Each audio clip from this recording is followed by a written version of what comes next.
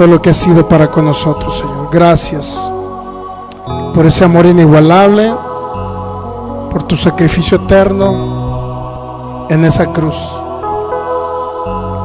Gracias, Padre, porque hasta el día de hoy hemos visto tu fidelidad y tu amor, Señor. Porque nunca hemos conocido otro Dios tan bueno, tan maravilloso, tan lleno de gracia. Gracias te damos, porque siempre nos has ayudado, porque has estado con nosotros todos los días, hasta el fin del mundo, así como lo prometiste. Gracias por el espíritu de sabiduría y de revelación, el cual ya portamos, Señor. Creemos que se quitan toda venda, todo velo que había estado ahí con nosotros, y que nos había impedido ver tu gracia, tu amor, tu bondad, tu soberanía y tu fidelidad, Padre. Gracias por cada atributo tuyo. Gracias, Señor, porque eres nuestro ayudador, por el propósito eterno, la gracia eterna, y por todo aquello, Señor, que tú ya pagaste en el consumado, por cada añadidura. Gracias por la revelación y la sabiduría. Tu palabra dice que tenemos la mente de Cristo para pensar, hablar y actuar como Cristo, porque somos tu cuerpo, tu iglesia, aquí en la tierra, Señor. Y te damos gracias porque eres tú quien nos sustenta, quien nos cuida. Gracias, Señor, porque nos revelas aún lo profundo de Dios. Aquello que había estado oculto por siglos y edades, nos los ha revelado a nosotros por tu Espíritu. Por eso arribamos todo argumento, toda fortaleza mental que se levanta y se ha levantado contra el conocimiento tuyo, Señor, y llevamos cautivo todo pensamiento a la obediencia tuya y tu palabra, en el nombre de Cristo Jesús. Que seas tu Espíritu Santo que nos revele aquello que nosotros humanamente no podemos entender. Se abran los ojos del entendimiento, Señor, en el nombre de Cristo Jesús, y caiga toda fortaleza, toda venda y todo aquello mental que se ha levantado contra el conocimiento tuyo. Padre, gracias por la vida, gracias por tu vida impartida en nosotros. Gracias, Padre, te honramos, te adoramos y te bendecimos en el nombre de Cristo Jesús. Amén. Muy bien, pues bienvenidos todos. Ya estamos transmitiendo de la página Fe por Guadalajara y Palabra de Fe y Gracia Jalisco. Michelle, ¿estamos listos ahí? Muy bien, pues bienvenidos los que están acá conectados por internet. Y estamos con el tema, ¿qué, Michelle? Pusimos ahí la bondad, la soberanía y la voluntad de Dios. Estamos con la inspiración de la Biblia, y pues son temas a veces controversiales, complicados a veces para entender, pero el Señor nos va a repartir esa sabiduría que ya poseemos inclusive, pero el Señor nos va a repartir la palabra para que podamos entenderla y poder que esta palabra sea una palabra viva y eficaz para nosotros y pueda traer resultados aquí en la tierra, no nada más para resultados en aquello que es una añadidura, como es la sanidad de nuestros cuerpos, como es la manifestación de que todo esté suplido, sino también pueda traer la expresión plena del Cristo eterno, y Cristo sea formado en nosotros, Cristo sea expresado a través de nosotros, y podamos renovar ese entendimiento para que podamos comprobar cuál es la buena, agradable y perfecta voluntad de nuestro Dios. Ok, pues vamos a continuar entonces con la segunda carta a Timoteo, capítulo 3, versículo 16. Y nos quedamos por ahí en Dios es amor, pero también fuego consumidor.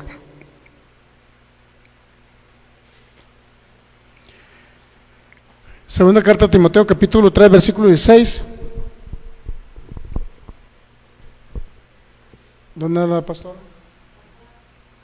Por favor.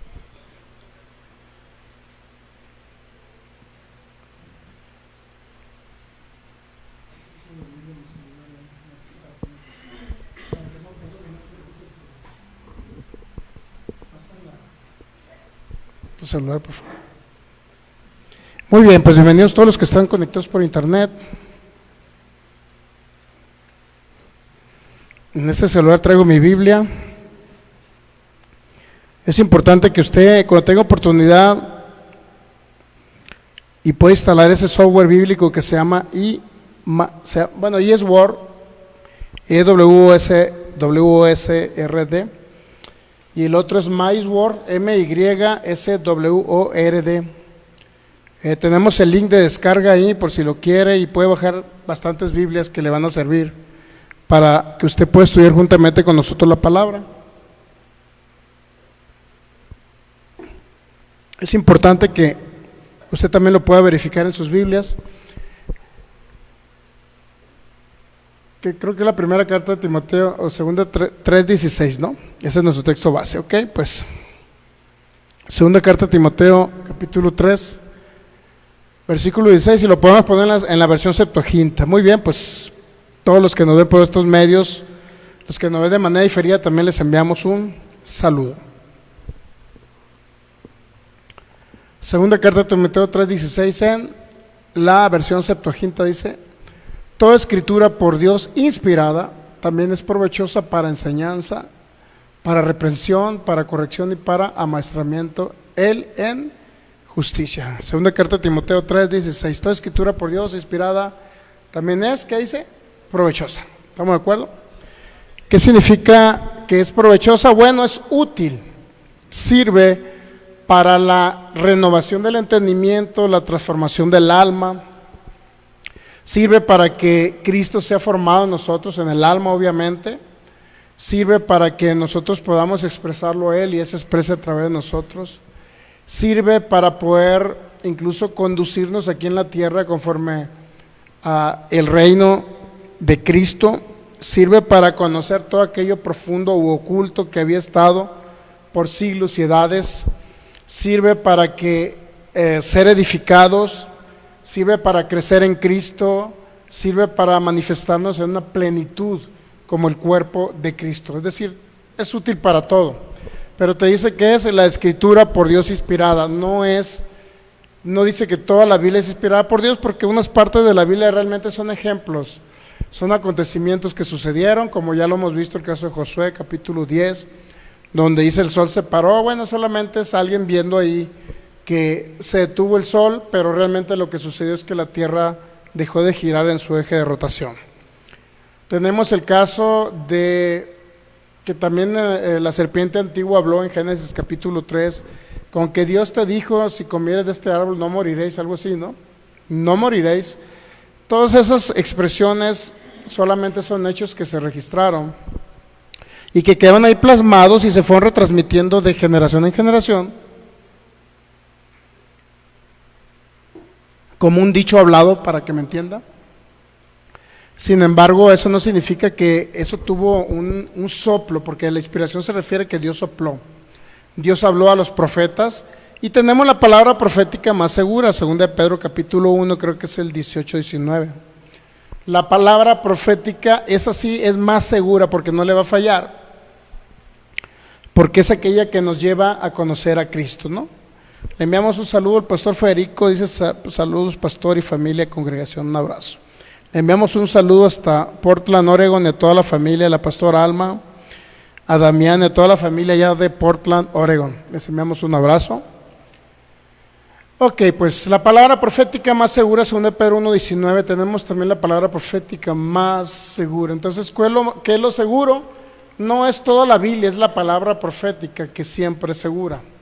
Aún así pudimos ver, a Moisés se le considera el autor del Pentateuco, o también llamado la Torá, los primeros 5 libros de la Biblia desde Génesis.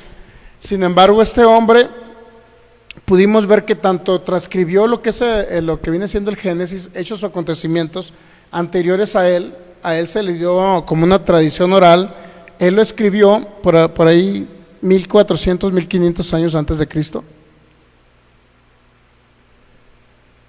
Sin embargo, pudimos también que la hizo de profeta. ¿Recuerdan las plagas de Egipto en Éxodo capítulo 4, 3, Éxodo capítulo 7 y todo lo demás? Y pudimos ver que hubo muchas inconsistencias. Cuando decimos que la Biblia está inspirada por Dios, también es que hubo inconsistencias donde influyó el factor humano. El factor humano influyó obviamente porque ellos escuchaban una voz, Dios les hablaba, pero yo creo que ahí había como intermitencias, no tanto de parte de Dios, sino en el receptor del mensaje. Moisés no hizo lo que Dios le dijo y luego después concluyó Moisés que Dios le había dicho, porque Dios puso autoridad en la vara para que Moisés hiciera lo que quisiera, es decir, hiciera las 3 señales con autoridad y poder. Moisés tomó la vara y no hizo correctamente las señales. Cuando se presentó ante Faraón, con los ancianos de Israel lo hizo, de tal forma que hizo un relajo. Como no hizo las 3 señales, se prorrogaron lo que vienen siendo todos los acontecimientos que había, en el entendido que había brujos haciendo lo mismo. Recuerden, en las ranas, en las varas, en los piojos, había brujos haciendo lo mismo. Entonces había un mundo de las tinieblas en operatividad. Estaba Moisés también, en el poder que Dios entregó en la mano de Moisés estaba operativo también, ¿no? Pero no era Dios haciendo a través de Moisés, era un poder que Dios le dio a Moisés para que él usara. Entonces, enviamos un saludo a la maestra Maritza desde Saltillo, también un fuerte abrazo hasta Saltillo, maestra Maritza, su esposo también. Y también le enviamos a la hermana también Rosala Morales desde California, nos envía a todos los hermanos un saludo. Muy bien. Ok, inspiración a las Escrituras. En el Nuevo Testamento se le reveló, según Gálatas capítulo 1, o Gálatas capítulo 2. Bueno, segunda carta a los Corintios capítulo 12, por favor. Dice el apóstol Pablo estas palabras. En el Nuevo Testamento encontramos las cartas paulinas, encontramos otras cartas generales, como aparte de las cartas paulinas o incluyendo las cartas paulinas, a Timoteo específicas o a iglesias, ¿no? Encontramos la carta de Santiago, las epístolas de Pedro, de Juan, la de Judas, y así sucesivamente encontramos, algunas se escribieron antes de la revelación del apóstol Pablo, como la de Santiago, en el 44 más o menos. Por eso en algunas cuestiones difiere, pero en el Nuevo Testamento también Pablo dice que se le reveló algo, pero no nada más fue la revelación de Pablo, sino hubo también Pablo donde dijo esa expresión: digo yo, no dice el Señor. Digo yo, no dice el Señor. ¿Ok? Pero también hubo Pablo para educar a la iglesia de Cristo, por ejemplo Corinto, Efesios, Gálatas. Pablo citaba el Antiguo Testamento, es decir, parte de la Torá y parte de la Tanaj, que representa los 20 y tantos libros, o 30 y tantos libros, 39 libros de la Biblia. Lo citaba Pablo en el Nuevo Testamento, muchas veces lo citó. Por eso no todo lo que viene en el Nuevo Testamento es algo de inspiración fresca que se le dio al apóstol Pablo por parte de Jesucristo, ¿ok? Sino Pablo citaba un texto del Antiguo Testamento. Por eso, para analizar y hacer una doctrina, no puedo agarrar Hebreos 12, creo que es el 29, por ahí, no puedo agarrar y hacer una doctrina de eso, mire.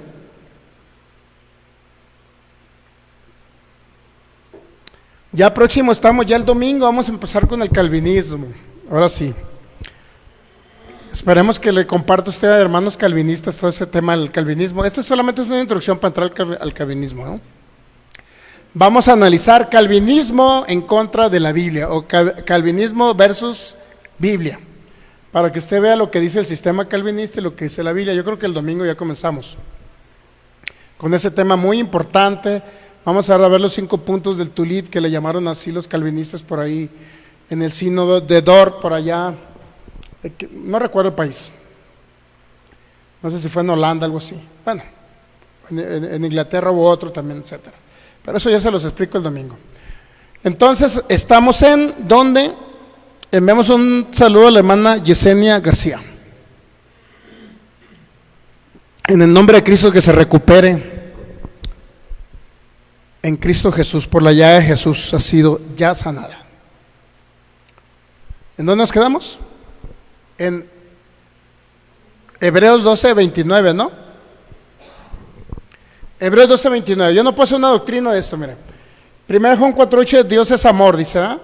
Y cuando usted le dice a uno lo que yo quiero decirle es que el sistema calvinista está infiltrado en una gran parte del concilio, por decirlo así, concilio de todos los que enseñan gracia, justicia, verdad presente, propósito eterno, reino eterno, etcétera. está infiltrado en esa parte, se infiltró el calvinismo, porque forman parte de las 5 solas de la Reforma. No diferimos con el luteranismo y calvinismo, no diferimos en el sentido de que somos salvos por gracia, por medio de la fe. Ellos creen lo mismo y son salvos, son nuestros hermanos en Cristo. El único asunto que muchos dicen, por ejemplo, que pertenecen al pentecostalismo, dicen, no, pues en el pentecostalismo me enseñaban que el Espíritu Santo tenía que descender. Y no, te dicen los calvinistas, no, el Espíritu Santo ya te habita. Es que en el pentecostalismo me enseñaban, por ejemplo, que hay que llamar a la presencia de Dios. Y ahora te dicen, no, es que tú portas la presencia de Cristo. Y en el pentecostalismo me decían que tenía que recibir la unción por la imposición de manos, tenía que recibir la unción porque alguien me la transmitía. Y ahora el calvinismo o el sistema o los hermanos de la Reforma, los de la Reforma que son calvinistas, luteranos, la iglesia, ¿cómo se llama esa iglesia? Bueno, la metodista forma parte de, pero es contraria al calvinismo. También la presbiteriana, no sé si he escuchado iglesia presbiteriana. Los bautistas, no todos, porque hay unos bautistas que son, algunos bautistas independientes que han agarrado el calvinismo, pero las iglesias bautistas del sur, que le llaman en Estados Unidos, realmente ellos tienen otro sistema de doctrina, una parte del arminianismo y otra parte de algo que le llaman el provisionismo. Regularmente son términos que luego le voy a explicar, luego le voy a explicar con calma. Lo que yo le quiero decir es que muchas veces los pentecostales regularmente no agarraban el sistema calvinista. Entonces muchos se fueron del pentecostalismo al calvinismo porque formaban parte de la Reforma, porque enseñaban. Entonces dice, ahora yo pertenezco a la verdad presente, pertenezco a la gracia eterna, conozco perfectamente gracia, sé que ya no tengo que ser salvo por obra, solamente por la gracia, por el sacrificio perfecto de nuestro Señor Jesucristo, ¿ok? Todo está bien hasta ahí. El asunto es que venían del pentecostalismo donde no les enseñaban nada, pero los pentecostalistas regularmente creen en el arminianismo, donde no creen que Dios decretó todo desde el principio. A unos envíalos al infierno, a otros al cielo. El pentecostalismo regularmente no lo cree en un gran porcentaje. Por obviedad del pentecostalismo se ven muchos milagros, señales y maravillas, porque no son calvinistas. Pero de repente sales de la ignorancia del pentecostalismo y luego vienes al calvinismo y te has dado cuenta que los calvinistas son unos eruditos. Entienden gracia, justicia, todo esto. Son salvos y entienden lo mismo que entendemos nosotros, que somos salvos por medio de la gracia gratuita de nuestro Señor Jesucristo, y nosotros por fe recibimos esa gracia, ¿no? Entonces eso mismo lo creemos nosotros y lo creen ellos. El asunto es que cuando salen de la ignorancia del pentecostalismo, luego se vienen a las iglesias reformadas o calvinistas, o que tienen o manejan el sistema calvinista. Imagínense, ya les empiezan a dar estudios bíblicos, empiezan a conocerlo y caen en la idea de que ahora son libres porque conocen la verdad y conocieron gracia. Y está bien. Y dices, como ya conocí gracia a través del sistema calvinista, pues me voy a quedar y voy a adoptar todo lo que el sistema calvinista dice. Y ahí viene el gran problema. Ahí viene donde ya les incluyen la soberanía arbitraria de Dios. Les incluyen que Dios decidió y decretó todo, hasta que si se muere un familiar de usted, Dios lo decretó la muerte de él. Hasta que si un delincuente mató al otro es porque Dios lo decretó. Imagínense. Entonces ahí ya viene el calvinismo, y como la hora les enseña, pues salen de la ignorancia del pentecostalismo y dicen, pues de aquí soy. Pero realmente el calvinismo en una parte de las doctrinas de la gracia están bien, y en otra parte, en los 5 puntos calvinistas, no están bien. Pero bueno, eso luego lo vamos a seguir analizando, ¿ok? Muy bien, entonces Hebreos 12, ¿no lo tenemos todavía? Hebreos 12, 29. Porque nuestro Dios es, ¿qué? Fuego consumidor. Y ahí viene el gran problema, pues cuando dices fuego consumidor, yo no puedo hacer una doctrina de que Dios mata, destruye, hace lo que quiere, manda una catástrofe, le envía a los hermanos, algún hijo de él una enfermedad, le mata a un hijo, le asesina al gato, etcétera. Imagínense. Entonces, como Dios es fuego consumidor, dice, bueno, Dios es amor, pero es un Dios de ira. Para los calvinistas siempre Dios está irado con la humanidad, ¿sabía? Siempre está molesto. Ellos enseñan a un Dios airado, a un Dios molesto, a un Dios que cualquier cosa anda enardecido, imagínense. Pero nuestro Dios es bueno, es amor. Y su perfecta voluntad fue su propósito eterno que hizo en Cristo Jesús. Amarnos en Cristo Jesús. Ese realmente es el propósito eterno. Venir a manifestarse a través del cuerpo de Cristo. Ese es el propósito eterno, que todo lo hizo en Cristo Jesús. Pero bueno, entonces hay expresiones en la interpretación bíblica, perdón, en la inspiración bíblica, hay expresiones del apóstol Pablo como Hebreos 12, perdón, este no es Pablo, es el autor de los Hebreos, porque nuestro Dios es fuego consumidor. Entonces, ¿pero por qué lo dijo el autor de los Hebreos? Inclusive algunos pentecostales creen eso todavía, en Dios como fuego consumidor. Entonces dice, bueno, Dios es amor, pero también fuego consumidor significa que te va a consumir. Y consumir para ellos es que te va a arruinar financieramente hablando, que cuando Él está molesto contigo porque pecaste te va a enviar una enfermedad, que Dios se molesta y te puede hasta destruir un hijo. Imagínense. Pero en el contexto eso no quiere decir, el autor de Hebreos cuando dijo Dios es fuego consumidor nunca quiso decir eso. El problema es que ahí vienen los inventos por no entender la inspiración de las Escrituras. Pablo, el autor de los Hebreos está citando un texto del Antiguo Testamento, no está diciendo que Dios, al decir fuego consumidor, no está diciendo el autor de los Hebreos que Dios mata, destruye y enferma. ¿Estamos entendiendo? Nada más está citando un texto del Antiguo Testamento. Es lo único. Ok, ¿nos quedamos dónde? Antes de Hebreos 12. ¿2 Corintios qué? Ok, a Pablo se le reveló el nuevo pacto en Cristo Jesús. Hebreos capítulo 12, versículo 1, por favor. Dice la maestra Marisa que Dios te pone en disciplina, imagínense. Maestra Marisa, aparte dicen que usa el diablo para que la ponga en disciplina, imagínense.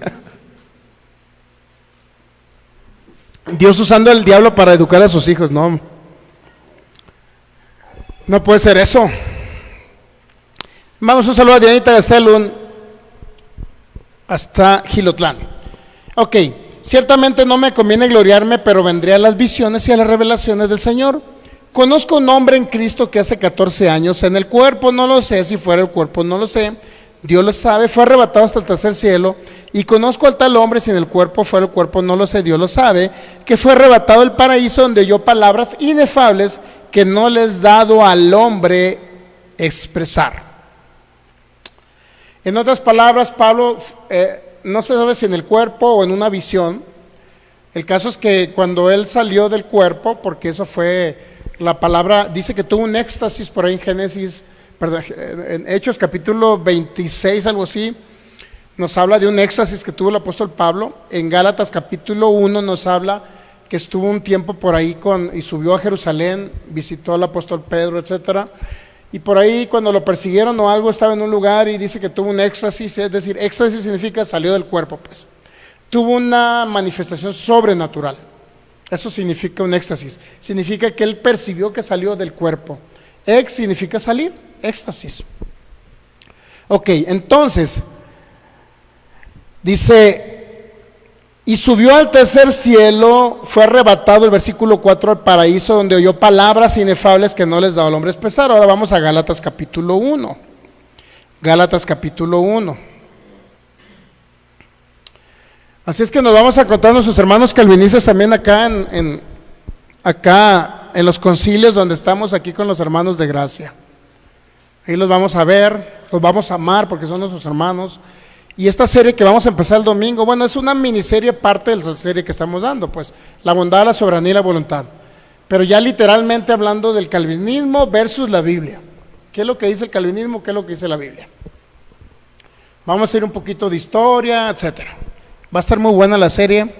Esperamos hacerla amena para ustedes y no tan metódica. Gálatas capítulo 1. Versículo 11, mas os hago saber, hermanos, que el evangelio anunciado por mí no es según hombre, pues yo ni lo recibí, dice el Gálatas 1:12, Pues yo ni lo recibí, ¿qué más? Ni lo aprendí de hombre alguno, sino por revelación de ¿quién? En el nuevo pacto, en las cartas paulinas, usted va a encontrar la revelación que Cristo le dio al apóstol Pablo cuando él tuvo el éxtasis, y él dice que no sabes en el cuerpo, fuera el cuerpo, fue trasladado ¿a qué? Al paraíso, al tercer cielo, ¿ok? Entonces dice que no lo recibió de hombre alguno, sino por revelación. ¿De quién? De Jesucristo. ¿Estamos de acuerdo? En Gálatas capítulo 2,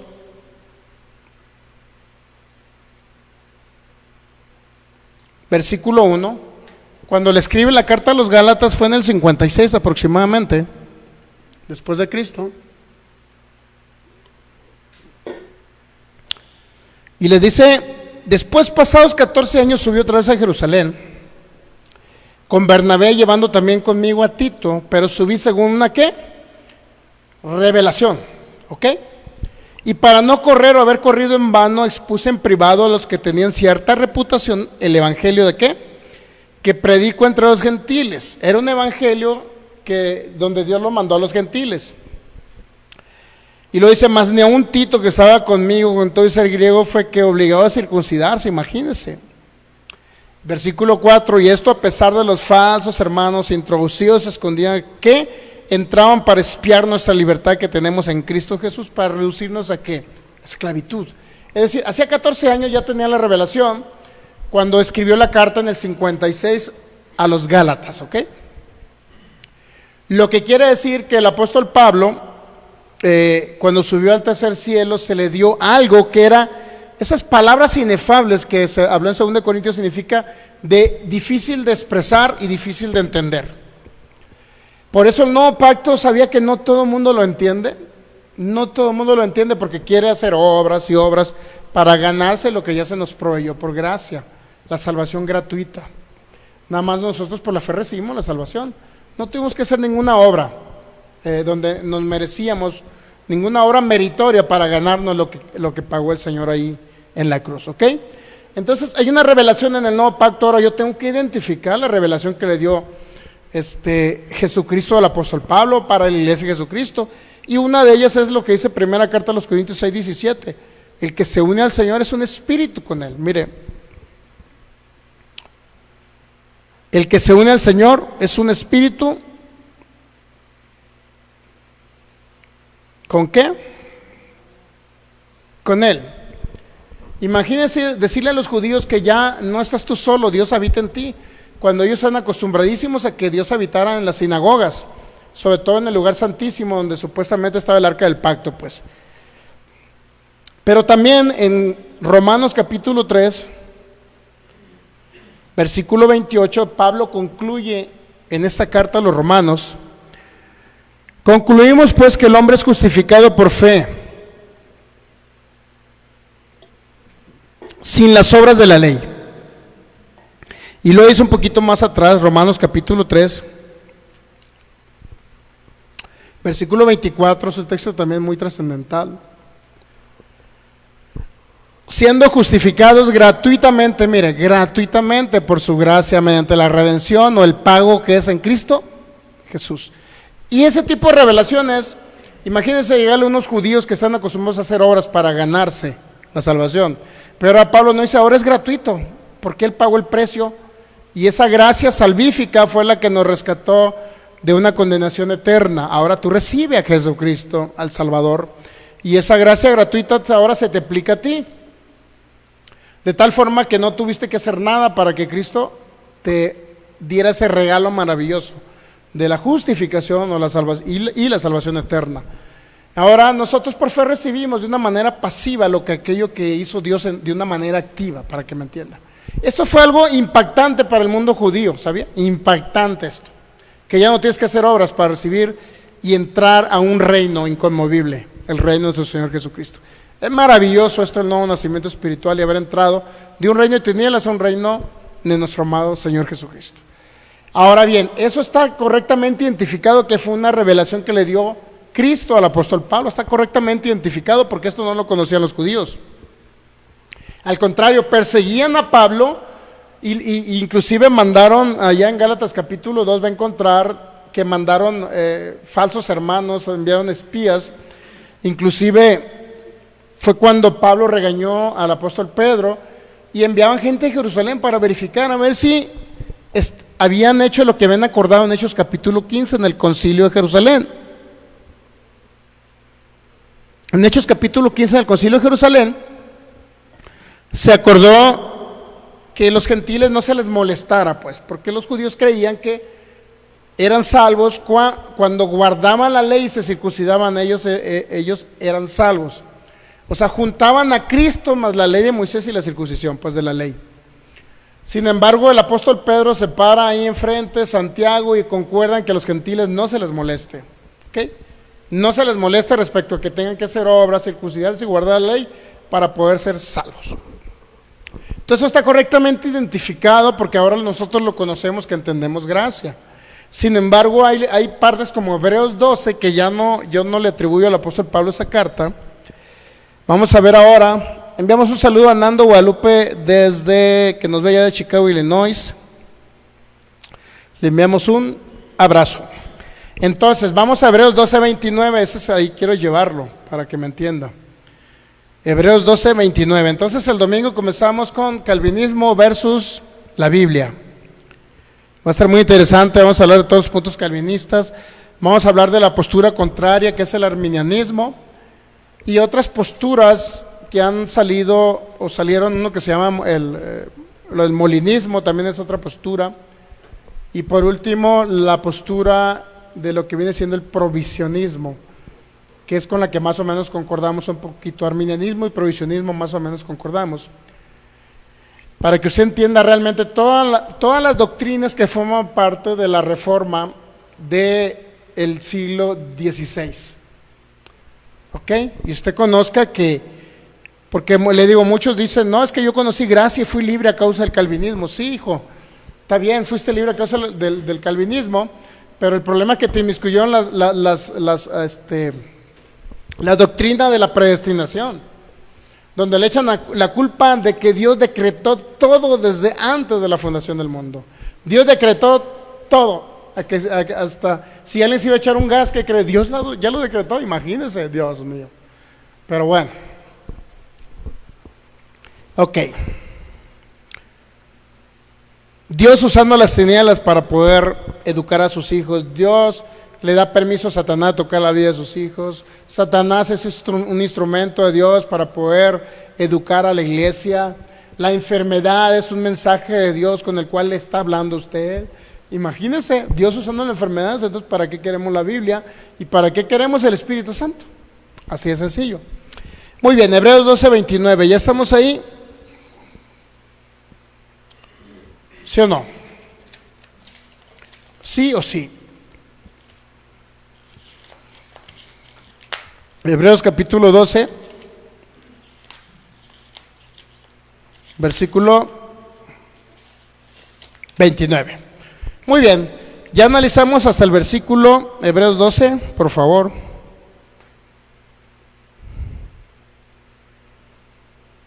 Entonces, nuestro Dios es fuego consumidor. Y de ahí han agarrado y no sé si durmieron más de ese día, no sé si tenían alta temperatura los hermanos, no sé si están enfermos de algo o sufrieron una parte de demencia, de tal forma que le inventaron todo lo que quisieron, ¿no? Fuego consumidor, es que Dios es amor, pero de repente está irado, se enoja, si te puede matar hasta un hijo, para que te acerques a Él. Yo he escuchado todo ese tipo de expresiones, mi hermano. Dios es el autor de la enfermedad, y si estás enfermo es porque Dios lo está permitiendo, imagínense. Y si estás enfermo es porque Dios te envió la enfermedad, y si estás enfermo porque Dios está tratando con tu vida y te quiere mandar un mensajito, y si tienes un hijo enfermo pues es porque Dios está castigando, y todo eso va dentro del fuego consumidor. Pero realmente, ¿qué quiso decir el autor de los hebreos? ¿Cuál es la idea? Los hebreos estaban pasando por circunstancias complicadas. Esta carta se escribió entre el 65 antes del 70. Estaba la persecución de Nerón a todo lo que daba. Se quemó Roma y le echó la culpa a los cristianos, para que me entienda. Había una persecución terrible, los quemaban, los crucificaban, les enviaban perros para que los mordieran, y bueno.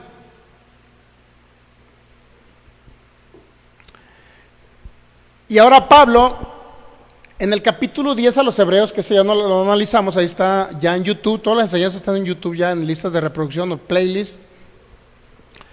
Analizamos en el capítulo 10 a los Hebreos, de que los hebreos, Dios les está diciendo a unos hebreos no convertidos que forman parte del grupo de los hebreos a quien dirigió el libro, les estaba diciendo que no regresaran a la ley de Moisés porque todavía sacrificaban animalitos antes del año 70.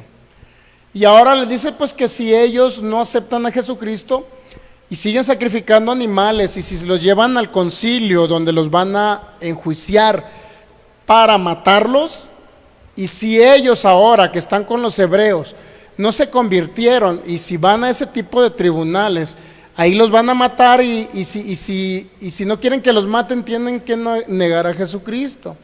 Y si niegan a Jesucristo, se van a ir ahora y van a regresar con los fariseos, con ese grupo que no era perseguido por Nerón, se van a regresar al judaísmo, pues ortodoxo.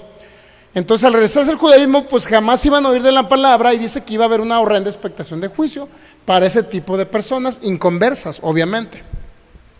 Y les viene narrando que Jesucristo pues es el único fundamento, es la verdad. Jesucristo es por el cual iban a obtener una redención, el sacrificio de Cristo. En Hebreos 9 les habla que es mayor el sacrificio de Jesucristo que el sacrificio de animalitos, para que no guardaran la ley ni siguieran sacrificando animales. Ese es el contexto histórico de la época y contexto político.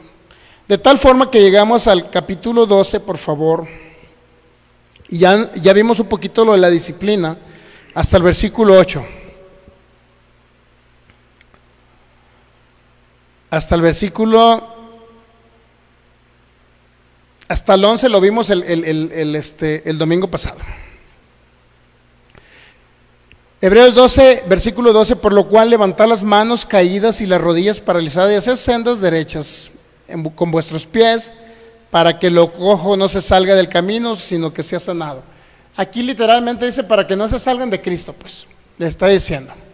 Versículo 14, seguid la paz con todos y la santidad sin la cual nadie verá al Señor. Y cuando hablamos de la santidad, nadie verá al Señor, estamos hablando de lo que en el contexto significa que sin santidad nadie verá al Señor. Significa, y está hablando principalmente que si nosotros no permitimos el proceso de santificación, que es la renovación del entendimiento y la formación de Cristo en el alma, pues jamás las personas van a ver a Cristo en nosotros. Si esa santidad que ya portamos por la obra perfecta de Cristo, porque Él nos santificó, sabía, por su sangre. El asunto es que la santificación ahora que requerimos es la del alma, es decir, renovación del entendimiento y transformación del alma. Ese proceso, cuando vamos avanzando, que Cristo se va formando en el alma de los creyentes, entonces vamos reflejando literalmente la vida de Cristo, y la gente está viendo la vida de Cristo en nosotros. Por eso dice, sin santidad nadie verá al Señor, sí, pero nosotros, en la iglesia, ¿ok? El mundo no va a ver a Cristo en la iglesia, pues. Muy bien, entonces dice el versículo 16,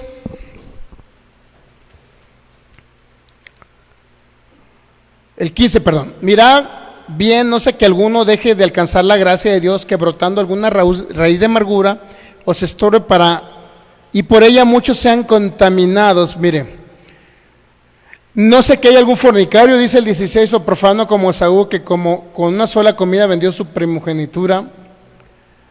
¿Qué está hablando entonces? Aquí, ¿qué está hablando?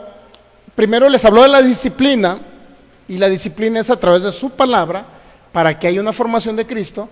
Entonces, si no hay una disciplina, es decir, una enseñanza, una instrucción de parte del Señor, que eso es lo que vimos el domingo, entonces nunca habrá una formación donde Cristo sea formado en nosotros, y nunca habrá una expresión de Cristo a través de nosotros. Por obviedad van a suceder todas estas cosas. No sé que haya ningún fornicario, profano como Esaú. O sea, se va a ver ese tipo de manifestaciones de la carne, ¿ok?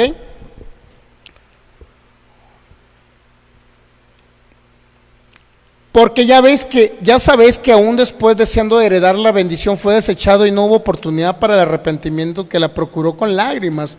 Porque no os habéis acercado al monte que se podía palpar, que ardía en fuego, a a la oscuridad de las tinieblas y a la tempestad. ¿Qué dice? Que no nos hemos acercado a ese monte. ¿De qué cree que está hablando ese monte? Que al monte que se podía palpar, que ardía en fuego, y a la oscuridad, en tinieblas y a la tempestad. Versículo 19, al sonido de la trompeta, la voz que hablaba, la cual los que lo oyeron rogaron que no se les hablase más, porque no podían soportar que se ordenara. Si aún una bestia tocara el monte, será apedreada o pasada a dardo. Eso era lo que se ordenaba, ¿ok? A través de esa voz. Que salía ¿dónde? En el monte Sinaí, cuando Dios se manifestó en una nube en fuego, ¿ok? Dios se manifestó en una nube y salía fuego, para que me entienda. Dice el autor de los Hebreos que no nos hemos acercado a esa gente en la cual Dios les dio la ley de Moisés, pues. No nos hemos acercado al antiguo pacto que hizo Dios con Israel. No nos hemos acercado ahí, es lo que le está diciendo, para que ustedes continúen todavía idolatrando a Moisés, idolatrando la ley y yéndose a regresarse como si todavía estuvieran en el monte Sinaí, pues, para que me entiendan. Eso es lo que le está diciendo el autor de los Hebreos. Ahora bien, y había una voz que salía, obviamente una voz, un sonido de trompeta, una voz que hablaba. Y además era un monte que ardía en fuego, a la oscuridad, a las tinieblas y a la tempestad. Era un monte que ardía en fuego, le recuerdo eso. Monte que ardía en fuego. ¿Okay? Entonces, cuando habla el autor de los Hebreos, literalmente le está diciendo a los hebreos, oye, ¿para qué se van a guardar aquello que se dio en el monte Sinaí? Era muy esplendoroso, era muy grande la gloria de Dios que se veía en fuego en ese monte, la voz como trompeta, la voz como estruendo, era maravilloso Dios hablándole al pueblo, era glorioso, sí, pero ¿qué creen? Hay una gloria mayor, que es Jesucristo en nosotros. Esa es una gloria mayor, Cristo en nosotros, la esperanza gloriosa. Hay una gloria mayor que la gloria del Sinaí, para que me entienda. Hay una gloria mayor, que es Cristo. Eso es lo que le quiere decir a todos los hebreos. Muy bien. ¿Qué pasaba en el monte? Hebreos 12:20, porque no podían soportar lo que se ordenaba, si aún una vez se tocara el monte, será apedreada y pasada a dardo. Luego el versículo 21, tan terrible era lo que se veía, que Moisés dijo, estoy espantado y temblando. O sea, imagínense, Moisés asustado por la presencia de Dios. ¿Ok? Mandamos un saludo a Brenda.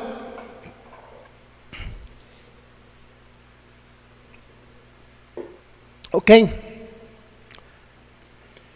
a ese monte no se deben de acercar ustedes. Ustedes no pertenecen al antiguo pacto, ustedes no pertenecen a la ley de Moisés, ustedes no pertenecen a ese grupo de personas que estuvo en el Sinaí, vieron la gloria y la majestuosidad de Dios. Ustedes no pertenecen a eso. A eso no se han acercado. Y luego ya viene el versículo 22. Está haciendo una comparativa entre el nuevo pacto y antiguo pacto, pues. Antiguo pacto de la ley y nuevo pacto en Cristo. Si no, dice el 22, que os habéis acercado al monte de Sión, a la ciudad del Dios vivo, la Jerusalén celestial, a la compañía de muchos millares de ángeles. ¿A dónde nos hemos acercado? O ellos, o los hebreos, al monte Sión. Y luego dice el 23, ¿qué representa el monte Sión? A la congregación de los primogénitos que están inscritos en los cielos, al Dios el juez de todos, y a los espíritus de los justos hechos como perfectos. ¿Quiénes son los espíritus de los justos? Todos aquellos que han creído en Jesucristo y han nacido de nuevo. Esos son los espíritus de los justos hechos perfectos. Nosotros no pertenecemos al monte Sinaí de la ley. Les estaba diciendo, ustedes pertenecen a una nación celestial. Una nación celestial. Ustedes pertenecen a esa generación de primogénitos que nacieron de nuevo, porque tienen a Cristo en su corazón, en su vida. Ustedes pertenecen a la iglesia de Cristo. Ustedes pertenecen a una nueva creación. Eso les está diciendo a todos los hebreos, a los espíritus de los justos hechos perfectos. Ya no son muertos espirituales. ¿Por qué les dijo eso? Porque ellos querían regresarse a la ley, querían seguir sacrificando animales como si la ley fuera majestuosa, pues. ¿Y a qué más se han acercado? Dice el versículo 24, a Jesús, el mediador del nuevo pacto, y a la sangre rociada, que habla mucho mayor que la sangre de Abel. Y lo dice el autor de los Hebreos, dice, mirad que no desechen al que habla. Mirad que no desechan al que habla, porque si no escaparon aquellos que desecharon al que los amonestaba en la tierra, mucho menos nosotros si desechamos al que amonesta desde los cielos. Es decir, si una persona muerto espiritual, ahora te está diciendo que ahora puedes entrar al monte Sión, puedes entrar para estar en Cristo, y ahora que estés en Cristo, ahora perteneces, obviamente que vas a ser un espíritu hecho perfecto, unido al espíritu de Cristo, una nueva creación, el cuerpo de Cristo. Ahora perteneces a esto si tú crees en Jesucristo. Por eso dice, no desechen al que habla. Si desean continuar en el monte Sión sacrificando animales y no han creído en Jesucristo, van a morir, van a estar muertos a sus delitos y pecados, con una naturaleza de pecado. ¿Ok? Aunque guarden la ley, se porten mejor y quieran guardar, traten de guardar 613 mandamientos, de todos modos son muertos espirituales. ¿Ok? Ahora vamos a donde dijo eso, en Éxodo capítulo. Vamos al Éxodo para ver dónde encontraban ese mentado fuego que salía de la nube. Éxodo capítulo 19. Dice que era terrible lo que se veía, ¿estamos de acuerdo? Perdón, Éxodo 19. Sí les dije Éxodo 19, ¿eh? Versículo 21, 22 y 24. Y Jehová dijo a Moisés, desciende, ordena al pueblo que no traspase, ¿qué? Los límites para ver a Jehová, porque caerán multitud de ¿qué? Fíjese qué bueno es el Señor, les iba a dar la ley. Y como era tan fuerte el poder, la gloria y la perfección de nuestro Dios, que ellos como muertos espirituales al traspasar y al acercarse a los límites de ese monte, ¿qué iba a pasar? Iba a caer multitud de ellos muertos. Si Dios los hubiera querido matar, no era tan fácil, déjalos que traspasen y los matamos, ¿no? Imagínense, un Dios, el sistema calvinista le hubiera dicho, sí, que pasen el monte y hay que matarlos, ¿no? O Dios que los mate, ¿no? Algo así. ¿Cuál era la situación ahí? Un contacto de un muerto espiritual con la gloria de Dios, iba a caer muerto, iba a morir el muerto espiritual, físicamente hablando, para que me entiendan, ¿ok? Eso es lo que iba a suceder. ¿Por qué? Porque en ese momento Dios les estaba a punto de darle la ley de Moisés. Éxodo 19, versículo 22, por favor. Éxodo 19, 22.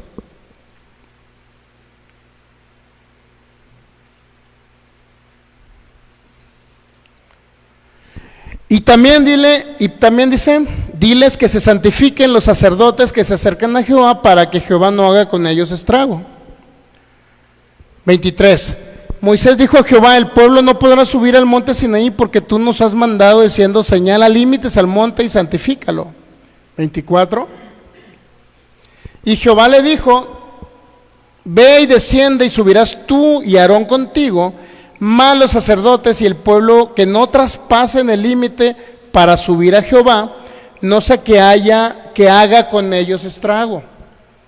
En otras palabras, al chocar el muerto espiritual en el Antiguo Testamento, cuando se les iba a dar la ley, al chocar con la santidad, con la perfección del Señor, obviamente iban a caer muertos.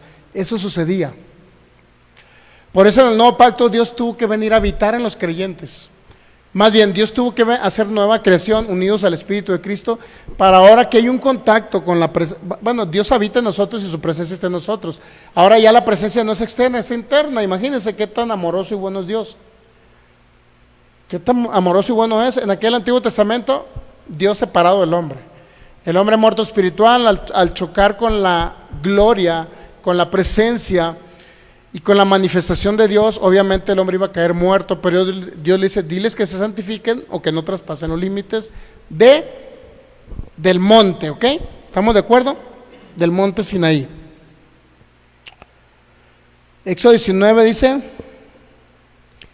24, ve y desciende y subirás tú. Éxodo 19, por favor, versículo, regresando al 9.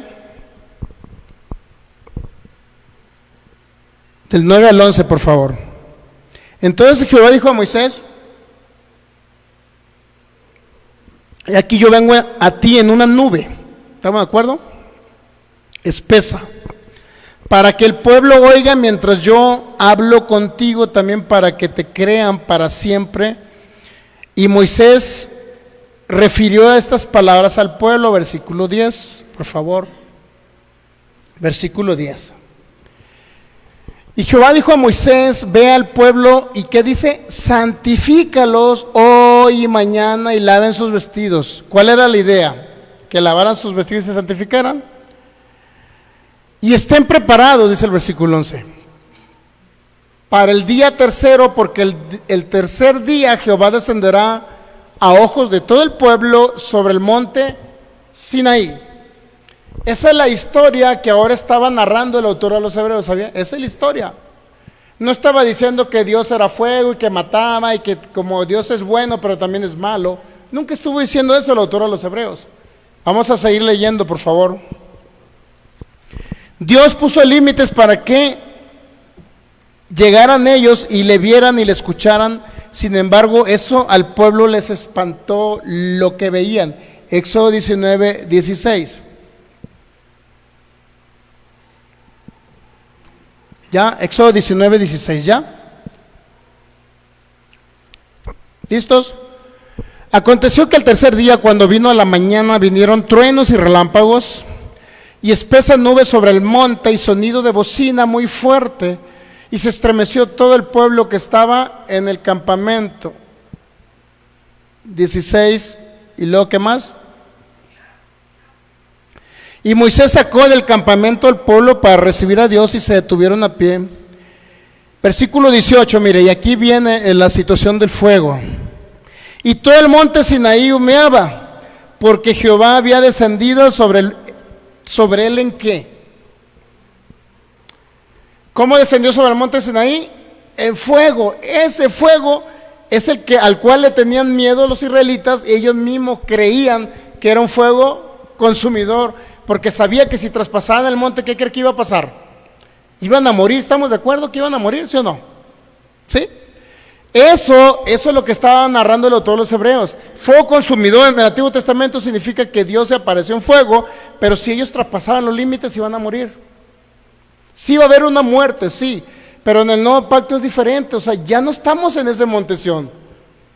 Ya ahora dice, ellos podían entrar al trono de su gracia, ya podían literalmente ser uno con Cristo, ya Dios podía ser una morada y una habitación en ellos. O sea, ya no estamos hablando de una separación de Dios con el hombre, pues. Ya no estamos hablando de un Dios como se veía ahí con fuego en el Antiguo Testamento. Lo podemos ver ahí.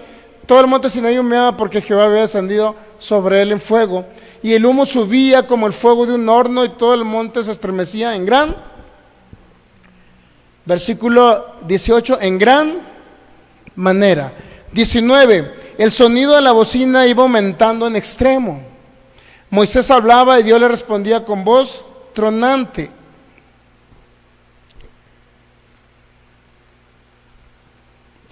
¿Qué les quiere dar a entender el autor de los hebreos? Que ya no están en ese monte ellos, que no le pueden tener miedo a Dios, como si Dios los fuera a destruir, que ahora podían venir a unirse al Espíritu de Cristo, que ahora podían ser hijos de Dios, que ahora podían ser templos del Espíritu Santo, que ahora Dios podía habitarles a ellos. ¿Se ha dado cuenta? Por eso dice, no se han acercado a ese monte, no tengan miedo, ahora es al monte Sión, literalmente en la presencia de Dios, donde ahora son unos espíritus hechos perfectos, por lo cual Dios no puede consumirlos como si ellos traspasaban el monte. Pero no porque Dios los quisiera consumir. Si Dios los hubiera querido consumir, le dicen, oye, no los santifiques, oye, que traspasen los límites, les hubiera dicho Dios, ¿no cree? ¿Entendemos esa parte o no? Otra cosa que le dice el autor de los hebreos en su contexto, a quienes le dirige la carta, que ahora ellos no están en el antiguo pacto de aceptar el vivir por obras u obras humanas para querer cumplir la ley, que sería imposible por ser tan perfecta esa ley. Por ello el autor les llama en exhortación que hay algo mejor que lo que se vio en ese monte Sinaí, donde ellos ya no estaban, sino que habían pasado a un monte maravilloso que es el monte Sión. En Hebreos capítulo 12 del 22, regresando a Hebreos 12, por favor, ya para concluir esta parte. Hebreos 12.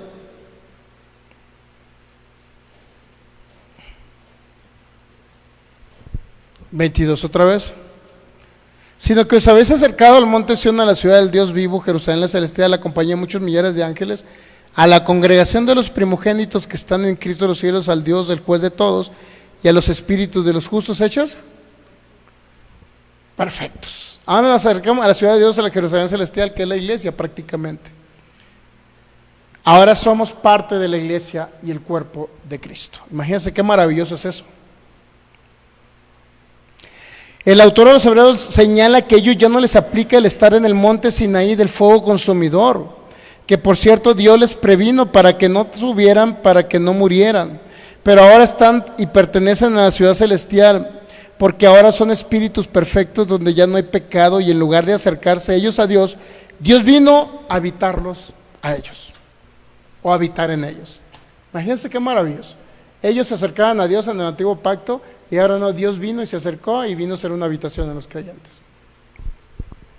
Esa es la gran diferencia entre el antiguo pacto de la ley y el pacto de gracia en Cristo Jesús. Entonces podemos concluir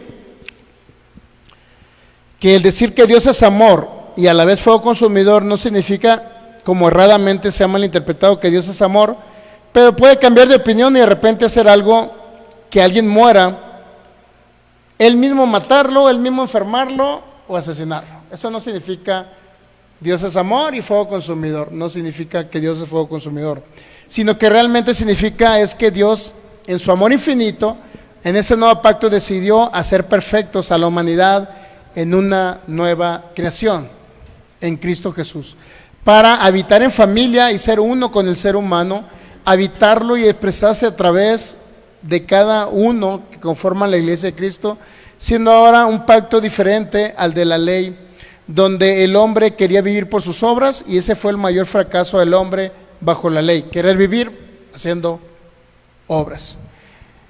Pero ahora el hombre que recibe por gracia lo concedido en Cristo puede disfrutar de una vida indestructible, entendiendo el amor, la bondad de nuestro Señor. Es maravilloso poder entender. Entonces, fuego consumidor, que nadie le engañe. Fuego consumidor no significa que Dios es un Dios airado, que de repente se molesta y puede hacer algo malo. No significa eso. Eso le cuentearon a usted, porque nuestro Padre no es así. El autor de los Hebreos, prácticamente, si podemos decir que este servicio se puede llamar, este y el del domingo pasado podemos llamar, o sea, no cambiarle nombre, sino podemos llamar análisis del capítulo 12 a los Hebreos, que nos quedó pendiente, el capítulo 12, y nos quedaría nada más pendiente el capítulo 13 a los Hebreos. En el servicio del domingo, en este estamos dando la explicación al capítulo 12 a los Hebreos, y nos faltaría nada más el capítulo 13, y concluir con el tema que se llama promesa de Abraham o pacto eterno, que nos hace falta prácticamente un solo servicio. Entonces, cuando entendemos la bondad de Dios y que Dios no es fuego consumidor, podemos también entender algunas cuestiones de cuál es el pensamiento de Dios. En ese mismo sentir, mire, podemos ver este tipo de expresiones para entender Jeremías 29:11. ¿Cuál es el pensamiento del Señor? ¿Cuál es el pensamiento del Señor? Porque yo sé los pensamientos que tengo acerca de vosotros. Jeremías 29:11. Por eso Dios no es fuego consumidor en el sentido de que destruye. O sea, para que me entienda, fuego consumidor significa que era tan fuerte la presencia de Dios, que si los seres humanos, es decir, el pueblo de Israel, traspasaba ese monte, iba a caer muerto, pues. Eso significa. Pero no porque Dios los matara, sino era un contacto entre Dios, era un contacto con el muerto espiritual, la naturaleza de pecado del hombre, y un Dios perfecto, y un Dios poderoso, un Dios santo. En ese contacto la gente podía caer muerta, sí, los del pueblo de Israel. Por eso tenían que purificarse los sacerdotes, tenían que purificarse todos aquellos que participaban, los levitas que participaban en el tabernáculo.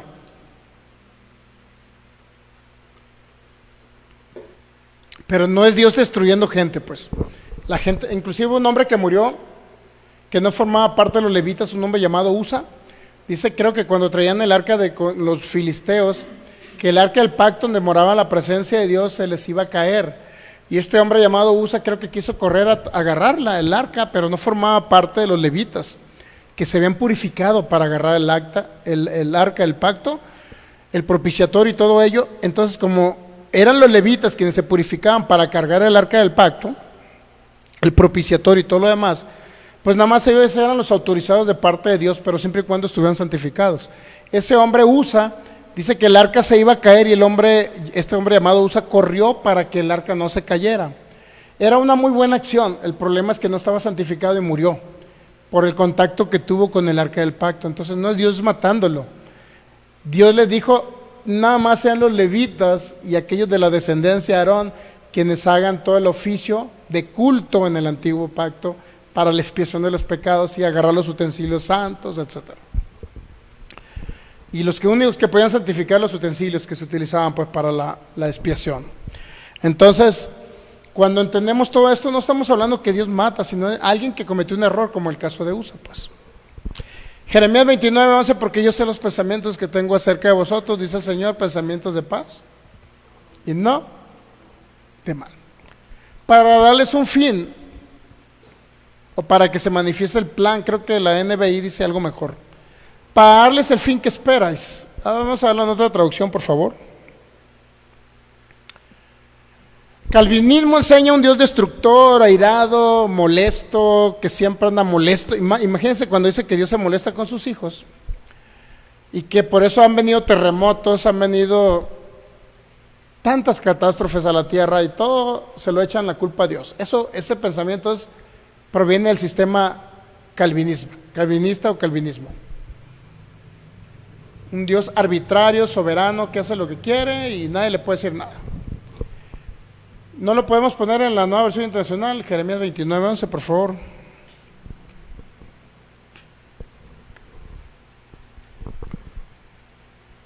Ezequiel 18:32. Bueno, ese. Porque yo conozco los planes que tengo para ustedes. Imagínense los planes del Señor, ¿no? Afirma el Señor. Planes de bienestar y no de calamidad, a fin de darles un futuro y una esperanza. Imagínense. Esos son los planes de Dios. Porque la iglesia es el cuerpo glorioso de la expresión del Cristo eterno. Por eso Él desea, y los planes de Él siempre serán buenos para la iglesia. Siempre serán buenos. Saludamos a Aarón también, que nos está viendo por acá de Jalisco. Ezequiel 18:32. Porque, ¿ya lo tenemos ahí? Dice, porque no quiero la muerte del que muere. Imagínense, yo no quiero la muerte de nadie, dice, porque no quiero la muerte del que muere. No quiero la muerte del que muere.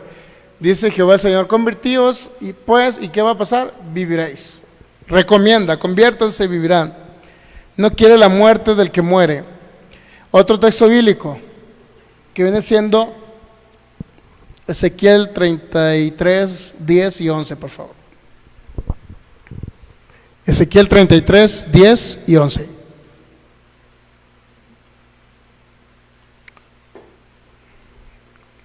Tú pues, hijo de hombre, di a la casa de Israel, vosotros habéis hablado así diciendo, nuestras rebeliones y nuestros pecados están sobre nosotros. Están reconociendo su pecado, pues. Y a causa de ellos somos consumidos, ¿cómo pues viviremos? O sea, ¿qué era lo que estaba consumiendo Israel? Entonces, ¿por qué tanto muerto Israel? ¿Por qué los de Corea murieron miles? ¿Por qué tanto muerto bajo la ley? ¿Por qué tanto muerto? En primer lugar, porque los que no cubrían su pecado con el sacrificio de sangre de animales, pues era fácil. Aquellos pecados por los cuales no sacrificaban animales, que dice, y a causa de los pecados ellos han sido consumidos. Reconocen en la época de Ezequiel que los pecados los pecados son los que han estado destruyendo al pueblo. ¿Se ha dado cuenta? Ellos reconocen que no es Dios. Luego el 33:11. Vivo yo, dice Jehová el Señor, que no quiero la muerte del impío. ¿Se da cuenta? Para los que dicen, es que Dios quería la muerte de Faraón, es que Dios quería la muerte de los del diluvio, es que Dios quería la muerte de los de Sodoma, es que Dios quería la muerte de los de Corea, es que Dios quería, no, dice, yo no quiero la muerte del impío. En ese contexto, el impío es aquel que no forma parte del pueblo escogido llamado Israel. Para el antiguo pacto, Israel era el pueblo escogido. Para el nuevo pacto, el pueblo escogido es la iglesia. Porque yo no quiero la muerte del impío, sino que se vuelva el impío de su camino y que viva. Imagínense, ¿qué quiere? Oye, arrepiéntete, cambia de rumbo. No quiero la muerte del aquel que se denominaba impío, aquel pagano, pues, que no adoraba, que no quería nada con Dios. Él no quería la muerte del impío, sino que el impío, que dice, vuelve el impío de su camino y que viva. Dice, volveos de vuestros malos caminos, porque si no van a morir. Entonces, ¿cuál es el problema? Los malos caminos de Israel. Dios no quiere ni siquiera la muerte del impío. Imagínense, esos son los pensamientos de Dios. Esos son los pensamientos. Por eso le digo, cuando analizamos nosotros todo lo que vienen siendo inspiración, ya para concluir, inspiración de las Escrituras, significa que todo lo que sopló Dios es de utilidad para nosotros. Pero también significa que hay una palabra profética más segura, y es la palabra dada o soplada a los profetas.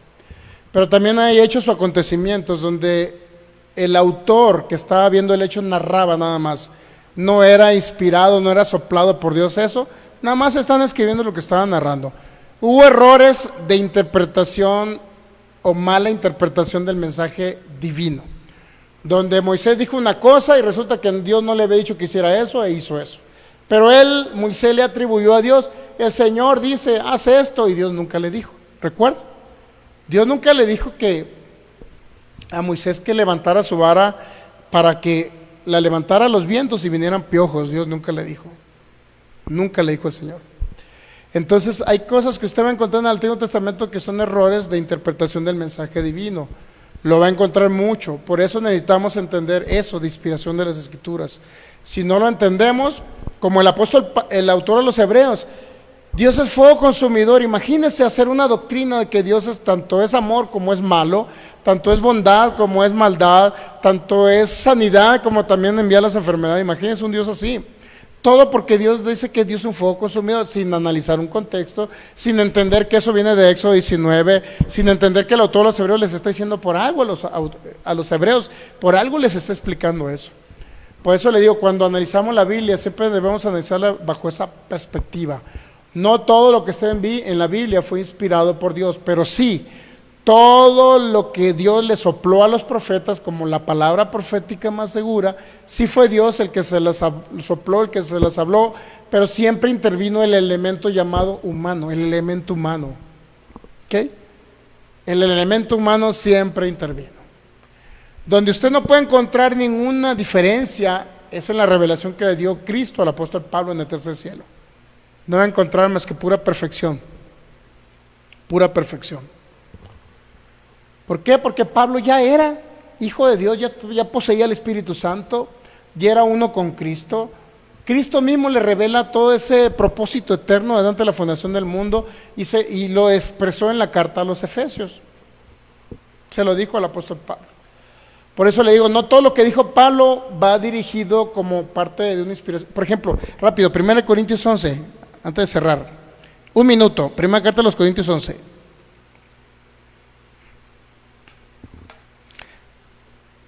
Perdón, 7. Primera carta a los Corintios 7.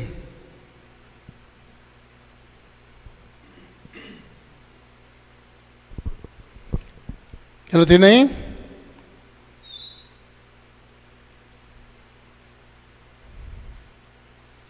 Dice el apóstol Pablo, mire, en el versículo, primera carta a los Corintios 7, versículo 29, 7:29. Pablo habló esto, mire. Por esto digo, hermanos, primera carta a los Corintios 7:29. 7:29, eso dice. Por esto digo, hermanos, que el tiempo es corto. No.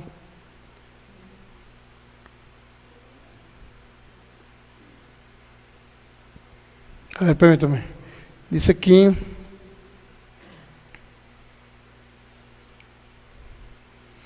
Aquí, mira, aquí dice el apóstol Pablo, a ver.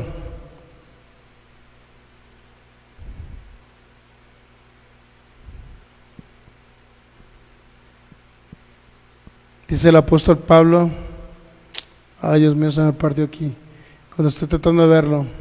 No dice Pablo, no digo yo, digo yo, no el Señor. Esa parte aquí viene. A ver, ayúdame alguien a leerlo rapidito.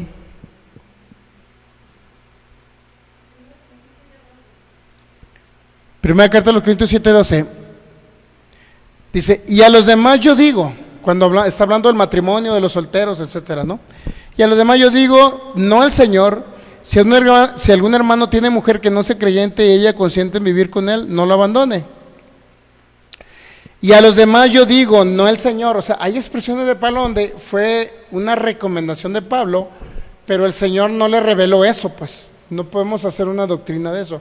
Por ejemplo, primera carta a los Corintios 11, cuando habla del velo, que las mujeres deben de llevar velo, hay que irnos al contexto cultural e histórico. Las mujeres corintias que adoraban a la diosa del amor, ¿cómo se llamaba? Afrodita. Eran las mujeres que se estaban convirtiendo a Cristo, venían rapadas, pelonas. ¿Por qué? Porque así vestían, era la manera en que atendían a los que iban a adorar a la diosa Afrodita, y era el sistema de culto que tenían a la diosa Afrodita. Entonces, como venían pelonas y se convertían al Señor, dice Pablo, si por ejemplo que usen el velo, ¿no? Pero si tienen el cabello, pues el cabello les sirve de velo. Cuando les crezca el cabello ya no van a usar el velo. Y eso era una costumbre judía, pero también era una cuestión de morbo para los hombres, que no vieran a las mujeres pelonas, para que no supieran que eran de aquellas mujeres que se ofrecían servicios, para que me entienda, a los marineros que venían de fuera y que se acercaban a la diosa Afrodita, pues, y no las vieran de mujeres de la vida galante, pues no las vieran así los hermanos. Entonces dice, ustedes pónganse velo para que no las vean pelonas, pues. Era cuestión cultural, no era Pablo dando una recomendación, no era para que se hiciera una doctrina que las hermanas las trajeran con velos, faldas largas y sin pintarse, no era eso. Y sin embargo los unitarios, unicistas, ellos utilizan a las mujeres con un velote, no las pintan, creo que no usan ni desodorante en algunas congregaciones, falda larga y un velote ahí, un velo grandote. Entonces hicieron una doctrina de una costumbre que estaba corrigiendo el apóstol Pablo, de algo cultural, para que me entienda. Y así, inspiración de las Escrituras, en ese sentido tenemos que analizar cada pasaje, cada historia, el contexto cultural, político, social, literario, gramático, para poder entender realmente qué es lo que Dios determinó que nosotros conociéramos en Cristo Jesús. Póngase de pie y démosle gracias al Señor. Y hasta ahí concluimos el tema de inspiración de las Escrituras. Y continuamos con el calvinismo. Próximo domingo, calvinismo versus la Biblia. Padre, te damos gracias en Cristo Jesús. Gracias por tu amor, por tu fidelidad. Gracias, Padre, por enseñarnos tu palabra, por enseñarnos tu gracia, tu amor y tu bondad, y cada atributo tuyo, Padre, maravilloso. Te adoramos, te bendecimos porque eres nuestro ayudador, porque nos enseñas para ser edificados en ti y crecer como un edificio, como piedras vivas, en este edificio que es la casa de Dios, tu iglesia, tu cuerpo. Y que seguimos creciendo, entendiendo la bondad y el amor con que nos amaste desde antes de la fundación del mundo. Y pensaste en nosotros como tus hijos. Gracias por predestinarnos para estar en Cristo Jesús. Gracias, Padre, te damos por tu amor inigualable, porque eres un Dios maravilloso, un Dios de amor, un Dios de bondad, un Dios de misericordia, un Dios que lo proveyó todo en Cristo Jesús y que nos amó añadiéndonos a ese cuerpo maravilloso de Cristo. En tu propósito eterno, en tu voluntad amorosa, decidiste venir y hacer un plan eterno para venir a manifestarte a esta humanidad, Señor, que está en tinieblas y te necesita. Gracias por rescatarnos de esas tinieblas. Gracias por proveernos tu vida, Señor. Gracias por amarnos. Aunque no lo merecíamos por nuestras obras, tú nos amaste con amor eterno y prolongaste tu misericordia. Pudimos conocer tu gracia, tu amor y tu fidelidad y esa bondad maravillosa, ese atributo de tu amor y de tu bondad infinitos. Gracias, porque tus pensamientos son siempre de bien y no de mal. Gracias, porque tú no quieres la muerte del impío, sino que el impío, aquel que no te conoce, aquel que está en tinieblas, pueda venir y acercarse a ti, Señor, confiadamente, y poder recibir esa salvación eterna que solamente es proveída por ti, Padre. Agradecidos, ahora sí podemos entender tu soberanía y tu voluntad, porque siempre fue Cristo tu voluntad, y en tu soberanía decidiste hacer un propósito eterno, un proyecto eterno, un plan eterno, Señor, de amarnos desde antes de la fundación del mundo. Por eso te adoramos, Señor, y te exaltamos con todo nuestro corazón, con nuestra vida, porque eres un Dios que tiene cuidado hasta del más mínimo detalle en nuestras vidas, Señor, porque nos has suplido ya todo conforme a tus riquezas en gloria, por causa de tu propósito. Gracias, Padre, por la sanidad de nuestros cuerpos. Gracias porque nuestros cuerpos cobran vida por la vida de Cristo que nos habita. Gracias por la oportunidad de expresarte, Cristo, en esta noche, porque hay una renovación del entendimiento y una formación tuya cada vez que entendemos ese proyecto eterno que hiciste en Cristo Jesús. Gracias por amarnos tanto que proveíste a tu Hijo para nosotros, para que en este tiempo tuviésemos nosotros esa luz maravillosa que es la luz de Cristo. Gracias por esa unión perfecta, unidos al Espíritu de Cristo. Gracias por esa comunión perfecta. Gracias, Padre, por hacernos tu cuerpo, tu iglesia, tu esposa. Gracias, precioso Rey. En Cristo Jesús te adoramos y te reconocemos como el único Dios y la vida eterna. ¿Cuántos pueden darle un fuerte aplauso al Rey? Gracias, Cristo. Gracias, Cristo, te adoramos. Te adoramos con nuestro corazón y nuestra vida, Señor. Te adoramos. Muy bien, pues nos despedimos todos los que estuvieron conectados. Si tuviese oportunidad de compartir esta enseñanza, si fue edificación para sus vidas, la puede compartir si usted gusta. Si no le cayó el 20 y todavía cree que Dios mata, destruye y es un Dios soberano que hace lo que quiere cuando quiere, bueno, no la comparta, mejor síguela escuchando hasta que le caiga el 20. Muy bien, pues saludamos a todos los que estuvieron conectados, al pastor Federico, no sé quién más estuvo conectado ahí, la maestra Marisa Salazar, a Rosalba Morales, a Yesenia, a Dianita, quién más estuvo, Anando por allá hasta Chicago, a Aarón, Alexa, Brende, creo que son los únicos que estuvieron conectados. Ahí los demás les enviamos un abrazo y un saludo a cada uno de ustedes, y los demás que se conecten de manera diferida o aquellos que no haya visto en los comentarios, pues le enviamos también un abrazo a cada uno de ustedes. Les amamos en Cristo Jesús y sigas edificando, siga creyendo en ese Dios bueno de la Biblia. Bendecidos en Cristo, y si aquel no tiene a Cristo en su corazón, solamente acérquese a Él. Dígale: Señor, tú eres mi Dios, mi Salvador, y te recibo en mi corazón y en mi vida. Y crea lo que Cristo va a venir a hacerlo una nueva creación en Cristo Jesús. Muy bien, quedamos despedidos, sanos en Cristo Jesús, y nos vemos el próximo domingo, transmisiones 12 del mediodía. Bendecidos.